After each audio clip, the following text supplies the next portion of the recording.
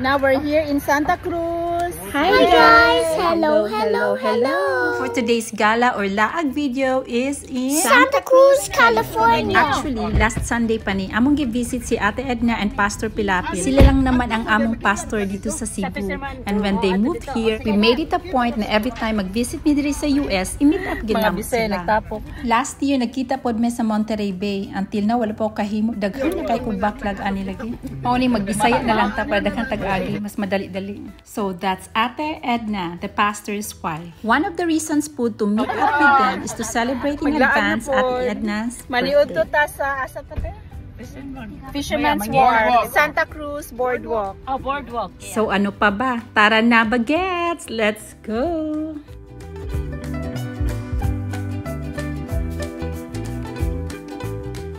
And so we're here. And syempre first time nato sa pamandi ay i-vlog yun nato. Hindi lang vlog, magpa-picture pag yun mi ani karon. Actually mura na siya Santa Monica. Kung nakita ninyo ako mga previous vlog, meron akong short vlog doon sa Santa Monica. Nag-enjoy po ng mga bata kay may mga rides.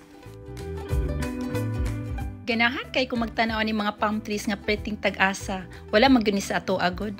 Ang atong mga lubi dito kay mga mugbo man kaayo. Bitaw pasagdi ilang gyud ko ninyo ani akong vlog ha kay murag wala lang ko lingaw gud. Ganahan lang pud ko i-record ang among mga laag. And by the way, nindot kay sila tan-awon kay mga walay pakiyon sa imo suot, mga nag-swimsuit pa na sila, dili lang nato i-focus kayo. Anyways, malibak sa ta. Ani mga higayon na ba si Carlo nitawag sa akong telepono mga 3-4 missed calls ug sa dihang pagtubag nako. Medyo nasuko siya. Unsa pa man di mga babae baya mi. Unya kay nangihi pa man mi. So medyo nadugay-dugay gyud. Pastilaning kami niyoon di pud lalim oy. Anyways, we gonna have our lunch. Craving for some clam chowder. Yan yung mga nauna naghanap na ng restaurant at yung pinili nila Pinakadolo. Parang gugutumin pagdating doon. nasa dulo pa talaga. Wala gialang-ala ang pagpili sa restaurant. Ang pinakatumoy gud ang ilang gipili. Syempre sila may taga diri so they know what's best. And malamang maganda talaga ang view doon kay nasa tumoy man. Hala, naunsa naman to Bisaya, Tagalog, English, sago-sago naman niya akong gipangyaw-yaw. Sige na lang. Pero murag nag-enjoy naman po mi sa mong paglakaw-lakaw nga rin. Kaya daghan kay kag makita, ayan may mga shops pero window shopping lang sa takaron. Gone those days na mga shopping, na mga unnecessary expenses. Kay priority natin nagkayuring na. Priority natin o priority nato? Nalibog na atong utak brain ani magtinagalog ba in English o Bisaya. Ano ba Tej? Anyways, panindigan natin tong vlog na to. Kaya natin to.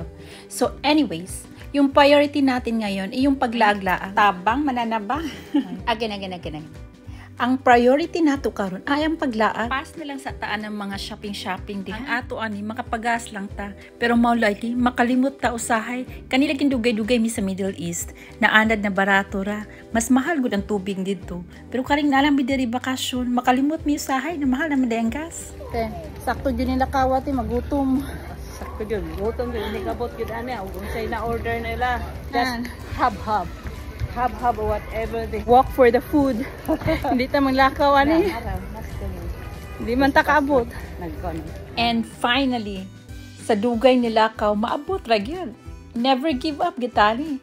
So mao nilang napili nga restaurant. Ang pinakatumoy gyud. And from the looks of it, lami ni diri kay gilinyahan good, pating taas sa pasilingnan.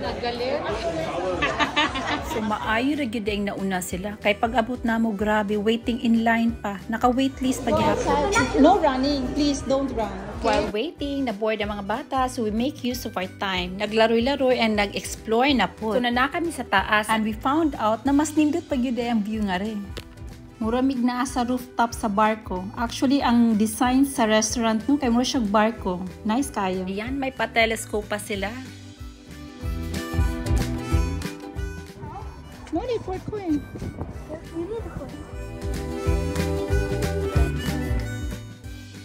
Ang mali namin, di namin alam na pwede palang mag-park dyan.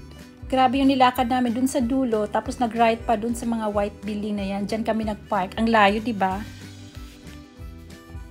Kay nundong kumura siyang series or kokalyong. Yes, ma'am. O uban pa, unsa magato mga names sa barko Cebu to Bohol, eh? Og dering dapita, o di ba? Mura ra miga cruise. Mura ra gasakay og barko. A few moments later, ayan na, pinakahintay ng lahat. It's eating time. At dahil nga birthday ni Ate Edna, hindi pwedeng hindi natin kantahan. Day to you.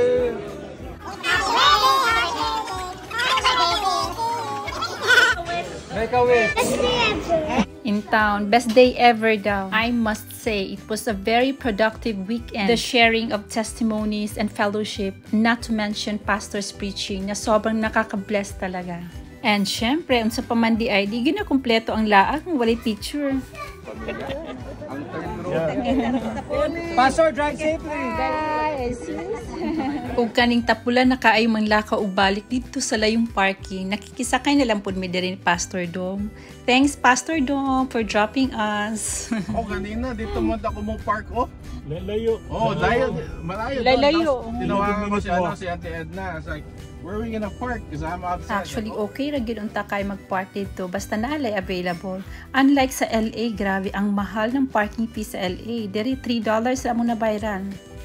Anyways, that's all for today's video. And again, thank you Ate Elsie and Kuya Tony for planning our itineraries for the weekend. Sa uulitin. Bye-bye!